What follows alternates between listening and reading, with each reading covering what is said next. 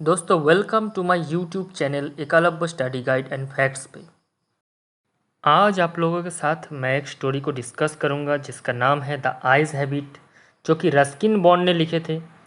और Ruskin Bond is an Indian author of British decent.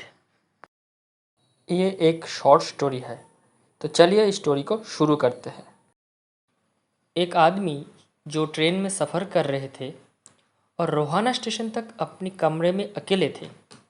और train जब Rohana station में आई तो उस कमरे में एक लड़की उठी और उस लड़की को छोड़ने के लिए उसके पेरेंट्स उसके साथ आए थे।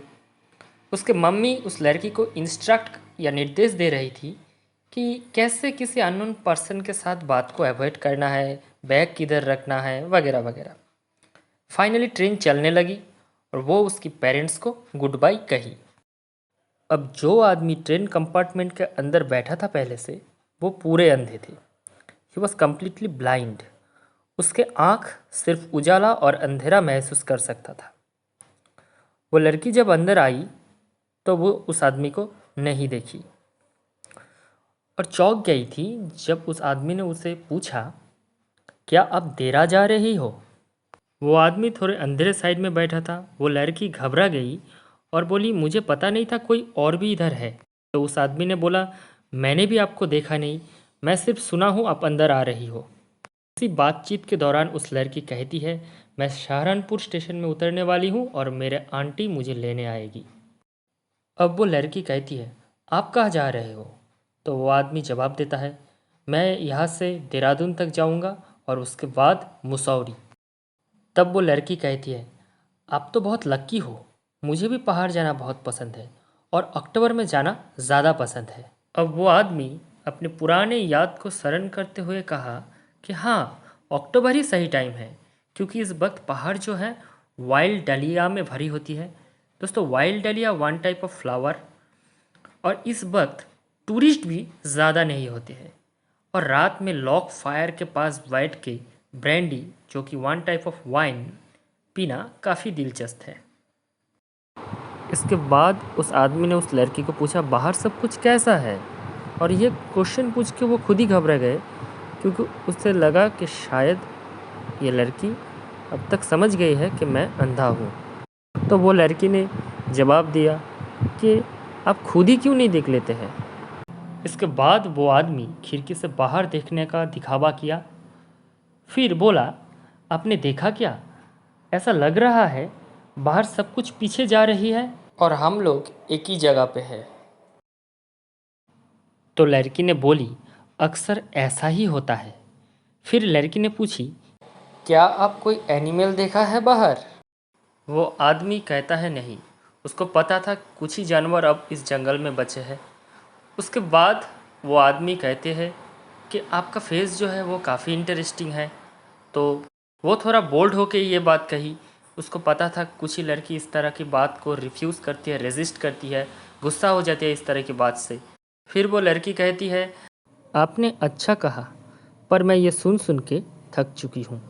वो आदमी कहता है, कुछ ही पल में आपकी स्टेशन आ जाएगा और अच्छा है कि ये एक छोटा जर्नी है।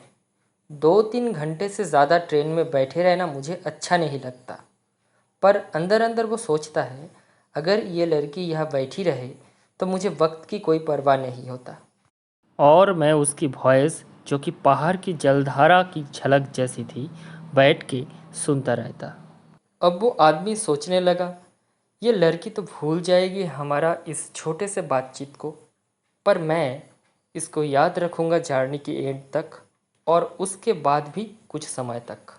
अब जब ट्रेन रुकने वाली थी, वो आदमी सोचने लगे, इस लड़की के हेयर कैसा है, छोटा है या लंबा है, वो बंधे हुए हैं या खुले हैं। जब वो लड़की उतरने के लिए रेडी हो रही थी और वो उस आदमी का काफ़ी करीब थी, इतना करीब कि वो आदमी उसकी हेयर में लगा परफ्यूम को महसूस कर रहे थे, जो कि काफ़ी टेंटलाइजिंग थी उस आदमी के लिए। वो आदमी उसकी हेयर को छूना चाहा, पर तब तक वो लड़की वहाँ से चली गई थी। और जब वो ट्रेन स्टेशन में आए तो बाहर बहुत साउंड हो रहा था, वेंडर की, पोर्टर की, और उसमें से एक औरत की आवाज़ भी आ रही थी। उस आदमी को लगा शायद ये उसका आंटी होगी जो उसे लेने आने वाले थे। अब वो आदमी सुना कि दरवाजे में उतरने के वक्त उस लड़की के साथ किसी पैसेंजर का कुछ कन्फ्यूजन हो रहा था और बाद में वो पैसेंजर उस लड़की से माफ़ी मांगा और वो लड़की चली गई। अब वो आदमी अपनी सीट में बैठता है और सोचने लगता है चलो ये खेल तो ख़त्म हुआ, फिर से एक नया गेम शुरू होने वाला है, हाइड एंड सीक गेम। तो इसी दौरान वो सोचने लगते हैं और तभी वो नया पैसेंजर आके उसको बुलाता है और उसका जो रेवरी, वो जो सपने देख रहे थे दिन में, वो तोड़ देता है। अब वो नया पैसेंजर, वो नया आदमी बोलता है कि आप तो काफ़ी डिसअपॉइंटेड हो गए, आप काफ़ी निराश हो गए कि मैं आपका पहले वाला पैसेंजर जैसा अट्रैक्टिव नहीं हूँ। तब वो पहले वाला आदमी कहती है कि हाँ, वो एक इंटरेस्टिंग गर्ल थी, अच्छी गर्ल थी, अच्छी लड़की थी। क्या आप बता सकते हैं उसका जो हेयर है वो लंबा था या छोटा था? तो उस आदमी ने थोड़ा चौंक जाती है और कहता है मैं उसका हेयर तो नहीं देखा, पर उसके आँखें जो कि काफ़ी सुंदर थे, पर वो किसी काम के नहीं थे क्योंकि वो पूरे के पूरे अंधी थी। She was also completely blind. तो यहीं पे ये स्टोरी ख़त्म होता है। अब दोस्तों अंत में उस आदमी को पता चलता है कि वो लड़की भी अंधी थी और दोनों ही अपने अंधेपन को छुपाने की कोशिश कर रहे थे। स्टोरी का जो नाम है द आइज हैव इट, वो पूरे के पूरे सिग्निफिकेंट है क्योंकि इस स्टोरी में जो कुछ भी बोला गया, किया गया और देखा गया है, वो पूरे के पूरे अपने अंतर मन की जो आंखें होती है, इनर माइंड की जो आइज़ होती है, उससे किया गया है। तो दोस्तों कैसा लगा इस स्टोरी को सुन के ज़रूर कमेंट बॉक्स में कमेंट कीजिए और लाइक और सब्सक्राइब करना मत भूलना। Thank you.